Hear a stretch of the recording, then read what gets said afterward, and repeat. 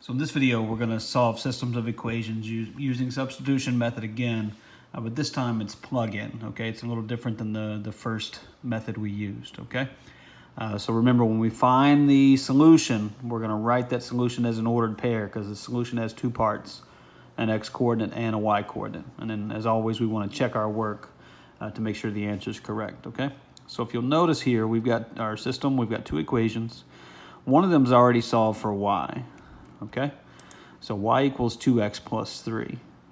And what I want to do is I want to take this 2x plus 3 and I want to substitute it in for y into that second equation. Okay, so I'm going to rewrite the second equation here and I'm going to plug in 2x plus 3 here for this y because I know y is equal to that value, or in this case that expression.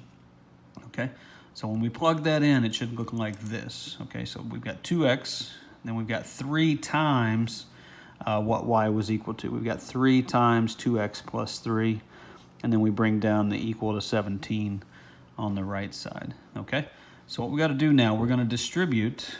Okay, notice we've got to use the distributive property here. We're going to multiply 3 times 2x and 3 times 3. So that gives me 2x plus 6x. 3 times 2x is 6x.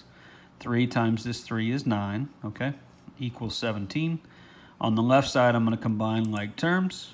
Okay, so 2x and 6x is 8x. Okay, now I need to move the 9 to the right side, and I'm going to do that by subtracting 9 from both sides. Okay, so what that leaves me with then is 8x equals 8. Okay, now last step to get x by itself, I want to divide both sides by 8, and that gives me x equals 1.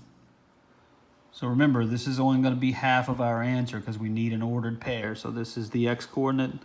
Okay, it's only half of our answer. I'm going to plug this value into either one of the original equations, okay, to find the other half of the answer. Now, my suggestion, we've already got y by itself here, so it's easier to substitute it into this y equals 2x plus 3. It's going to save you time. But remember, it doesn't matter. If this part of the answer is correct, no matter which of these equations you plug your value into, you should get the same answer for y, okay? So let's plug it into y equals 2x plus 3, okay? So I'm going to substitute 1 in here for x. So that gives me y equals 2 times 1 plus 3. So y equals 2 plus 3, so y equals 5, okay? So there's the other half of my answer. So I can finish writing my answer as an ordered pair. So x-coordinate is 1, that comes first. Y-coordinate is 5, okay? So the solution of this system is 1, 5. Now, check your work. If you plug in 1 here, you get 2 plus 3, which is 5. So that works. That one's pretty easy. A little more work here. If I plug in a 1 here, that gives me 2. If I plug a 5 in here, 3 times 5 is 15. So 2 plus 15 is 17. So you can see that this solution works for both of these equations. That's what makes it the solution of the system, okay? Now let's do number 2.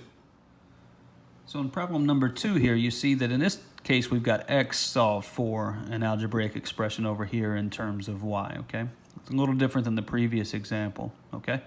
So we've got that x equals negative 4y plus 3, and I'm going to take this negative 4y plus 3 and replace this x with that expression. Okay, so let's rewrite the second equation again, and I'll show here. We're going to take this negative 4y plus 3 and plug it in here for x. Okay, so when we do that, don't forget this negative's there. Okay, so the negative's going to be in front of the parentheses, and I'm replacing x with negative 4y plus 3 because you got to be careful here. We got to distribute like a negative 1 there. Okay. So let's go ahead and show the distributive property there. So it's a negative 1 times a negative 4y and a negative 1 times a positive 3. So notice we get 4y minus 3 here.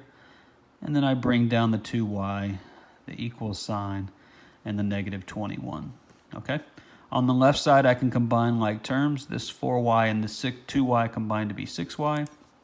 Bring down the minus 3, bring down the equals negative 21. Okay?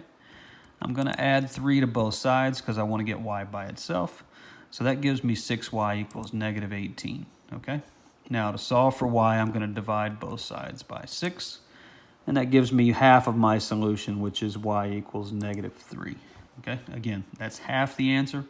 because I need to find the x coordinate as well. All right, so we're going to plug this y equals -3 into either one of these equations. Again, it's going to be easier to plug it into the first equation in this case, but if you plug it in here, you should get the same answer for x. Okay, so I'm going to use the first equation, so let's write that down. Okay, and I'm going to substitute -3 in here for y. So I'm going to plug it in there for y. So that gives me x equals -4 times -3 plus 3. All right, -4 times -3 is 12, and 12 plus 3 is 15. Okay, so now I have both parts of my answer. I've got my x coordinate. Remember, the x comes first. So when we write this as an ordered pair, the x has to come first, even though we found it second.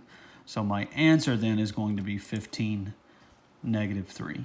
Okay, so 15 common -3 is the solution of this system. So plug it back in just to check your work.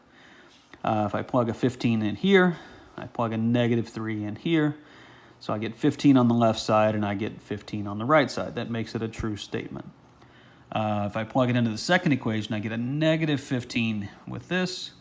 I get a -6 with this, because 2 times -3 is -6. And -15 plus a -6 is -21, okay? So my answer, 15, -3, works in both equations, which is what should happen, okay? So that's going to be my answer for problem number 2.